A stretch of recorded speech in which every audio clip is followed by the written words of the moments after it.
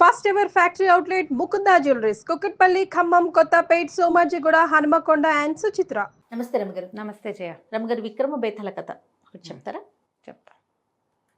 పట్టువదలని విక్రమార్కుడు మళ్ళీ వెనక్కి నడిచాడు. చెట్టెక్కి కళేబరాన్ని భుజం మీద వేసుకున్నాడు. నడిచొస్తుంటే కళేబరాన్ని ఆశ్రయించుకుని ఉన్న భేతాళుడు రాజుగారితో మాట్లాడాడు. నీ ఓపిక్కి చాలా మెచ్చుకుంటున్నాను. మార్గాయాసం తెలియకుండా ఒక కథ చెప్తానన్నాడు. పూర్వమట మంత్రపురి గ్రామంలో భార్గవ శర్మని ఒక బ్రాహ్మణ ఆయన ఉండేవాడు. ఆయనకి నాగవేణి అని చూడ చక్కని భార్య ఉండేదట. ఈ భార్గవ శర్మ గారికి అన్నదమ్ములు లేరు, అక్క చెల్లెళ్ళు తప్ప. ఆయన కుటుంబానికి ఆయన ఒక్కడే. ఒక కుమారుడు కలిగితే బాగుండని చూశాడు. వాళ్ళ ఇళ్లలో రెండో పెళ్లి పద్ధతి లేదు. ఎన్నాళ్ళైనా సంతానం కలగల. ఆయన ఆ యజ్ఞం, ఈ హోమం, పుత్రకామేష్టని, అదని ఇదని ఎన్నో చేశాడు.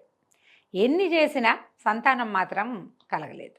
అయితే ఏమైందట, ఆ ఊరికి ఒక మంత్రసిద్ధుడు ఒక ఆయన వచ్చాడు. ఆయన అడవిలో ఏవో మూలికలు అవి ఏరుకోవటానికి వెళ్తున్నాను అంటే, ఈ భార్గవ శర్మ గారిని కూడా మీకు సాయం వస్తానని ఆయనతో పాటు వెళ్ళి ఆయన ఎన్నేళ్ల నుంచో వేటాడుతున్నటువంటి కొన్ని రకాల మూలికల్ని ఆయనతో పాటు తవ్వి తీసిచ్చి ఆయన సేవించాడు.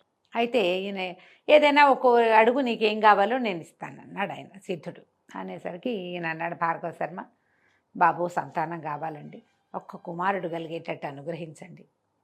మందో మాకో మంత్రమో తంత్రమో ఏదైనా ఒకటి చెప్పండి అంటే, ఆయన పరకాయించి చూసి, భార్గవానికి సంతానం లేరు, ఏ రుణాలు లేకుండానే నువ్వు గతించవచ్చు, లేని దానికోసం ఎందుకు తాపత్రయపడతావు, హాయిగా ఉండు, ఇట్లాగే నలుగురిని సేవించుకుంటూ అంటే, పుత్రుడు లేకపోతే పున్నామ నరకానే పోతాను ప్రభు, స్వామివారు ఏదో ఒకటి కరుణించండి కరుణించండి బాగా బతిమలాడాడు.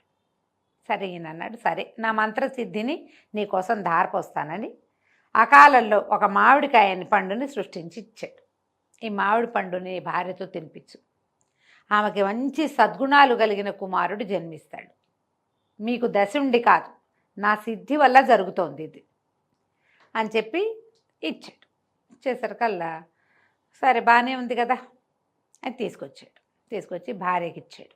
ఆ నాగవేణికి ఇచ్చి, ఏమేవ్ ఇది చాలా అద్భుతమైంది, మరి సిద్ధుడు ఇచ్చిన పండు తప్పకుండా అద్భుతమైన కుమారుడు జన్మిస్తాడట, ఈ పండు నువ్వు తినవలసిందని భార్యకి చెప్పాడు. ఆమె కూడా సరేనంది. ఈరోజు సాయంకాలం లభించింది అది. ఆవిడేమనుకుంది, రాత్రిపూట ఎందుకు, రేపు ఉదయం తిథి నక్షత్రం వారం వర్జం లేకుండా చూసి రేపొద్దున స్నానం చేసి దేవతార్చన అయ్యాక తినచ్చని దేవుడి మందిరం దగ్గర పెట్టుకుంది. మర్నాడు ఆయన పొద్దున్నే ఆ సిద్ధుడు ఊరెళ్తున్నాడని ఈ భార్గవ శర్మ గారు ఆ సిద్ధుడు వెనకాల పడి వెళ్ళిపోయాడు. ఈ నీల నాగవేణి గారు ఇంట్లో ఉంది. పొద్దున్నే స్నానం చేసి పండు తిందామనుకునింది, స్నానం చేసింది, ఏవో అవి ఇవి పళ్ళు చక్క పెట్టుకుని దేవతార్చన దగ్గరకు వచ్చేసరికి ఆ పండు కాస్త లేదు.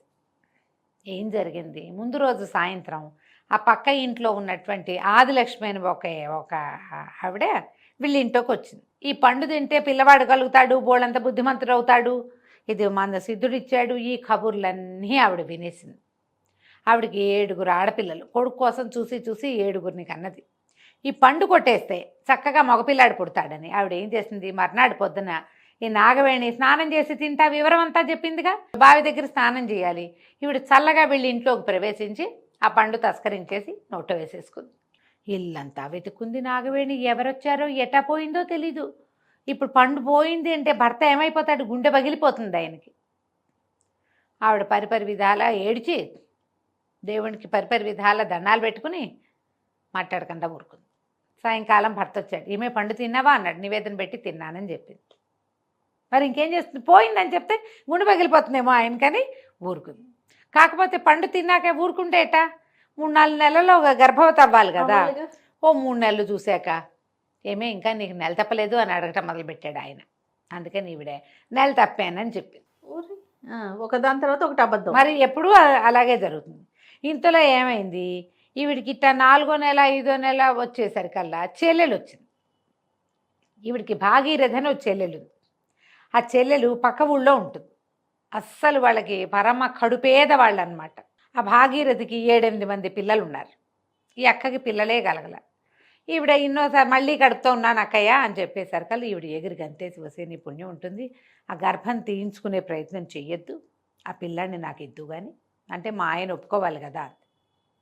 సరే ఒప్పిస్తాను నేను అని చెప్పి చెల్లెల్ని తన దగ్గరే కూర్చోపెట్టుకుని పోషించి చెల్లెలకి కనే నెలలు 9వ నెల వచ్చాక ఏం చేసింది, ఈ 9వ నెల వచ్చేదాకా ఈవిడ తను కూడా గర్భవతిగా ఉన్నట్టుగా నటించడం మొదలుపెట్టింది. చెల్లెల్ని పెద్దగా ఎవరికంటా పడనివ్వకుండా ఇక్కడే చెల్లెలు మామూలుగా ఉన్నట్టుంది, అంత పెద్ద కడుపుగా. పైగా ఏంటంటే ఆవిడ మొదటిసారి అయితే ఆశమా ఓసమా అంటారు, 5-6 పిల్లల్ని కన్నవాళ్ళు మామూలుగా తిరుగుతూ ఉంటారు. ఆయన ఏనాడు పెద్దగా మరదల మీద దృష్టి ఉంచల, ఈ గర్భవతిగా ఉన్న భార్య మీదే చూసుకుంటున్నాడు ఆయన. ఆ ఇల్లు పెద్దది, అమ్మాయి అతనికి ఎదురుకుండా రాకుండానే ఉన్నది. ఏమండి నేనేమో ఒంటరిదాన్ని, నాకు మొదటి కాన్పు, నాకేమీ తెలీదు, మా చెల్లెలతోటి వాళ్ళ ఊరు వెళ్తాను, పురుడు పోసుకుని కాస్త సంటి పిల్లాడి సేవంతా మా చెల్లెలు అలవాటు కదా, దానికి 4 పిల్లలు ఉన్నారు, చూసుకుంటుంది, పిల్లాడిని ఎత్తుకొస్తానండి అని చెప్పింది. సరేనని ఆయన బండి కట్టించాడు. బండి కట్టిస్తే వీళ్ళు చెల్లెలు ఊరి వైపుకి ప్రయాణం చేశారు. కొంతమేర వెళ్ళేసరికి చెల్లెలు భర్త ఎదురొచ్చాడు. ఎదురొస్తే అతను అన్నాడు, మా పిల్లాన్ని మీకు ఇవ్వడానికి నాకు అభ్యంతరం లేదు, మీ ఒంటి మీద ఉన్న నగకటంతా మాకు ఇచ్చేసేయండి, ఈ కన్న పిల్లాన్ని మీరు తీసుకోండి. వీళ్ళ అదృష్టం బాగుండి ఆ భాగీరథికి ఆ అడవిలోనే పురుడు వచ్చేసింది, మగ పిల్లవాడు పుట్టాడు. సులువు కాన్పులు అలవాటైన మనిషి 7-8 కాన్పులు కన్నది. ఆవిడ పురుడు పోసేసుకుంది హాయిగా, ఈజీగా. అక్కయ్యకి గైడెన్స్ ఇచ్చి డెలివరీ చేసుకున్నాక ఆ పిల్ల ఈవిడేం చేసింది, ఆ పొట్ట కట్టుకున్న బట్టలని విప్పి అక్కడ బారేసి ఆ పిల్లాన్ని ఎత్తుకుని కూర్చుంది. మెళ్ళో ఉన్న నగ నాణ్యం అన్నీ మరిది చేతిలో పెట్టింది. నువ్వు మళ్ళీ మా ఊరు రావద్దు, భాగీరథి పిల్లాడి పెంపకం అన్నాళ్ళు మా ఇంట్లో ఉంటుంది, నువ్వు పై పిల్లల్ని చూసుకో, ఏమైనా ఇంకా డబ్బులు కావాలంటే నేను ఇస్తా, నువ్వు మాత్రం ఇప్పట్లో రావద్దని చెప్పేసింది మరిదిలో. ఆయన తన ఊరు వెళ్ళిపోయాడు.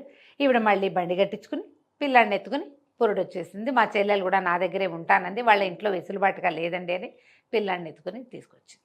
సరిగ్గా ఈ పిల్లవాడు పుట్టిన సమయానికే ఒక 5-6 రోజులు అటు ఇటుగా పక్కింట్లో కూడా ఒక కుమారుడు కలిగాడు. మరి ఆవిడ తిన్నదిగా మామిడి పండు, వాళ్ళు మాధవుడు అని పేరు పెట్టుకున్నారు. వీళ్ళ పిల్లాడికేమో ఈయన ఈ భార్గవ శర్మ గారు వరదుడు అని పెట్టాడు. సిద్ధుడు ఇచ్చిన వరం వల్ల పుట్టాడు కదా, సిద్ధవరదుడు అని పేరు పెట్టుకున్నాడు. ఈవిడ చూసి చూడకుండా, భర్త చూడకుండానే చెల్లెలతోటి పాలిప్పిస్తూ మరి దాని పిల్లాడే కదా చెల్లెలి పిల్లాడు, తల్లి పాలు తాగుతూనే పిల్లాడు పెరిగాడు. అయితే ఈ తెలియనితనము, తల్లి ఇక్కడే ఉండటం, పెంపుడు తల్లి, ఈ తండ్రి ఏమో లేక పుట్టిన సంతానం మీద ఉన్న ఆసక్తితోటి పిల్లవాడిని అతిగారాభం చేశారు. ఆయన అడిగాడు, ఏమైంది నీ నగలన్నీ ఏవే ఇట్లా బోసిమొహం వేసుకుని ఉన్నావంటే, ఏమండి పురుడయ్యాక స్నానం చేద్దామని నగలన్నీ తీసి ఓ పక్కన పెడితే ఎవరో దొంగలు ఎత్తుపోయారండి అంది. పోయినాయి అనుకున్నాడు ఆయన. పిల్లాడు పుట్టాడు కదా. క్రమంగా వరదుడు ఈ పిల్లాడు రౌడీగా తయారయ్యాడు. అల్లరివాడు, పెంకివాడు, మొకురువాడు, మాట వినడు, మొండి, మూర్ఖుడు, ఎన్నో. అయితే ఈయన వాకిట్లో కూర్చుని ఏదైనా మాట్లాడుతుంటే పక్కింటి వాళ్ళ పిల్లాడు మహావినయశీలిగా, బుద్ధిమంతుడుగా, ఏదైనా మాట చెప్పంగానే వినేవాడుగా, చక్కగా కంఠమెత్తి వేదమంత్రాలు అవి చెప్పేవాడుగా కనపడుతున్నాడు. ఆయన ఏం చెప్పాడు, సిద్ధుడు బుద్ధిశాలి, వినయవంతుడు, బోళ్ళు మంచి లక్షణాలు చెప్పాడు. అవన్నీ పక్క వాళ్ళ అబ్బాయిలో కనపడుతున్నాయి, మన పిల్లల్లో కాగడ వేసి వెతికినా కనిపించట్లేదు. వీడు క్రమంగా అల్లరి చిల్లరి పెరిగిపోయింది. దొంగతనాలు ఇంట్లోనే చిన్నవి, పై ఇళ్లలో దొంగతనాలు చేసేవాడు, తోటల్లో కాయలు కొట్టుకొచ్చేసేవాడు, ఏంటేంటో ఒక్క సరైన లక్షణం లేదు. మామూలుగా వాళ్ళ భాగీరథి పిల్లలంతా అలా ఏం లేరు. వీడికి గారాభం ఎక్కువ, మకుడుతనంతో ఆడిందాట పాడింది పాట. క్రమంగా ఏమైంది, పెద్దవాడు అయ్యేసరికి వాడు ఇంటి పట్టున ఉండకుండా వాళ్ళతో వీళ్ళతో ఎవరెవరితోటో ఉండటం. ఈ భార్గవ శర్మ నాగవేణి ఇద్దరు దుఃఖపడుతూనే శర్మగారు వెళ్ళిపోయాడు. ఆవిడ అలో లక్ష్మణాన్ని చెల్లెల్ని పెట్టుకుని ఇంట్లో ఉండేది. వీడు బయటికి వెళ్ళిపోయాడు. ఎవరో ఒక వయసు ఎక్కువ ఉన్న స్త్రీతోటి కలిసి ఉండటం మొదలుపెట్టాడు ఈ పిల్లవాడు. కొన్నాళ్ళు అయిన తర్వాత ఆవిడ ఏదో తగాదా వచ్చి వీడు తాగి గొడవ చేశాడని ఇంట్లో నుంచి బయటికి దోసేసింది. సొంత ఇంటికి వస్తే ఇంట్లో ఉన్న డబ్బులన్నీ ఏనాడో అవగొట్టేశాడు. ఇక్కడ ఏమీ లేవు. సరే కొంతకాలానికి ఏమైంది, ఈ వేశ్యా సంగమం వల్ల వాడికి రకరకాల సమస్యలు వచ్చినాయి. మందు మాకు తీసుకునేందుకు డబ్బులు లేక మరణించాడు. అయ్యో. ఇలా యుక్త వయసులోనే పెద్ద 30 ఏళ్ళైనా రాకుండానే చనిపోయినందుకు పిశాచం అయ్యాడు వాడు పోయి పిశాచాల గుంపులో కలిశాడు. ఆ ఊరు చివరున్న చింత చెట్ల తోపులో. అక్కడ ఒక పిశాచాలకి రాజుగారు ఒక ఆయన ఉన్నాడు. ఆయన అన్నాడు, ఏమిట్రా నువ్వు భలే కొంటిగా ఉన్నావు, భలే అల్లరిగా ఉన్నావు, భలే మకురుగా ఉన్నావు, ఎవరినైనా పట్టుకోవాలి నువ్వు అన్నట్టు. ఎవరిని పట్టుకోమంటారు అన్నాడు. ఈయన చెప్పేట పిశాచాల నాయకుడు, నువ్వెవరిని పట్టుకోవాలంటే నువ్వు ఎవరి వల్ల పిశాచాన్ని వయ్యవు, బ్రాహ్మణ యువకుడుగా జన్మించిన వాడివి నువ్వు పిశాచమయ్యావంటే నువ్వు ఎవరి వల్ల పిశాచమయ్యావో వాళ్ళని పట్టుకో, అప్పుడు నీకు ఈ పిశాచ జన్మ నుంచి విముక్తి వస్తుంది అని చెప్పాడు. అలాగేనని ఈ సిద్ధభరతుడని పేరున్న బ్రాహ్మణ పిశాచం గాల్లోకి ఎగిరెళ్ళిపోయింది. ఇది కథ. ఇక్కడ ఆపేశాడు భేతాళుడు. ఆపి రాజుని అడిగాడు, ఓ రాజా, ఇప్పుడు ఈ సిద్ధభరతుడ పిశాచం ఎవరిని పట్టుకోవాలో చెప్పు. భార్గవ శర్మ గారు గతించాడు. ఇప్పుడు తల్లులు ఇద్దరున్నారు, ఇతను ఎవరిని పట్టుకోవాలి అంటే రాజు చెప్పాడు, అతని తల్లుల్ని పట్టుకోవడానికి వీలు లేదు. ఇప్పుడు నాగమయని ఉంది, ఆవిడకి ఏం తెలుసు, లేక లేక ఓ సంతానం కలుగుతాన్ని ఆశగా ఉంది, సంతానం కలగలేదు. భర్తను సంతోషపెట్టడానికి చెల్లెలు కొడుకుని తన కొడుకుగా చూపించింది. ఆవిడ ధర్మమే, ఆవిడ చేసింది తప్పు కాదు. పోనీ తల్లి భాగీరథి, ఆవిడ అక్కయ్య సంసారాన్ని నిలబెట్టడం కోసం తన కొడుకుని ఇచ్చింది. అక్కయ్య ఇంట్లో ఉంది, తన కొడుకు కాబట్టి తను ముద్దు చేసుకుంది. చెల్లెలు కొడుకు కాబట్టి ఒక మాట అయినా అనకడ్డా పెంచింది ఆవిడే. ఆవిడది తప్పులేదు, ఈవిడిది తప్పులేదు. భార్గవ శర్మ గారు ఎలాగూ లేడు. మరి వీడు ఎవరిని పట్టాలంటే అసలు వీడు పిశాచంగా ఎందుకు అవ్వాలి? ఈ ఇంట్లో పుట్టిన పిల్లాడు ఏమవ్వాలి? వీడు అతి వినయశీలి, బుద్ధిమంతుడు, 5-6 రకాల కళ్యాణ గుణాలు కలిగిన వాడుగా ఉండాలి సిద్ధుడిచ్చిన వరం ప్రకారం. ఈ కళ్యాణ గుణాలన్నింటినీ లాగేసుకున్న ఆవిడ ఎవరుందో చూడు పక్కింట్లో, ఆవిడ పట్టుకోవాలి వీడెళ్ళి. ఆదిలక్ష్మ వల్లే వీడు పిశాచమయ్యాడు. లేకపోతే వాళ్ళ అమ్మ దగ్గర లేమిలో పానే పెరిగేవాడు వాడు పాపం. వాళ్ళ అమ్మింటోనే పుట్టాడు అనుకో, అమ్మ నాన్న దగ్గరే పుట్టాడు, వాళ్ళ దగ్గర ఏదో ఇంత పిసరే ఉంది, అంతే చక్క పని పాట చేసుకుంటూ బుద్ధిమంతుడిగా ఉండేవాడు. వాడి పైన 6 అక్క చెల్లెలు బుద్ధిమంతులుగానే ఉన్నారు. వీడిట్లా నడమంత్రపు సిరింట్లో పడ్డానికి కారణం ఏమిటి? ఆ పండు పక్కింట్లోకి వెళ్ళిపోవటం.